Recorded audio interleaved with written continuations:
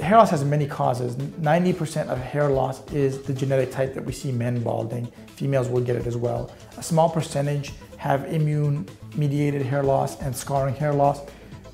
We do a lot to try and screen those patients and treat them in other ways because they can't be candidates for this procedure. Well, FUE is the extraction of a follicle unit one by one. It involves careful aiming of the device at the unit and extracting it one by one. It's very time-consuming and tedious, but done properly, it allows for great healing and great results. Again, the other method is a giant scar, ear-to-ear incision, very, very bloody and fast. It's fast and easy, but it's just a horrible thing for the patient to go through. Versus this method is much more delicate, intricate, and overall the results are great.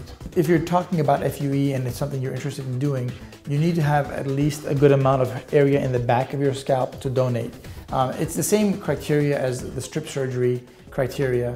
Important things are things you shouldn't have or should try, or if you're considering, you don't want to be a patient with a lot of medical conditions. You can't really be on a blood thinner, you can't be a diabetic, you can't really have thyroid disease. Now, that's not to say that if you have these, you can't do the procedure. There are people who have these conditions and do the procedure, but your odds of success are much lower.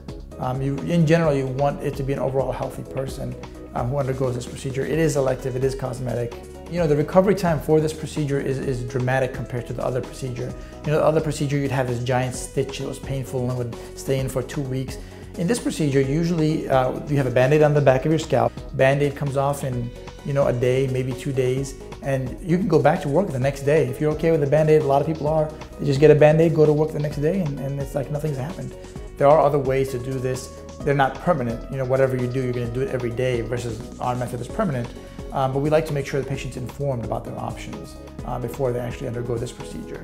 Now, once you do this procedure, you're done. There are no pills, there are no creams, there are no topical medicines, and you have your hair. You go swimming, go do whatever you want with it.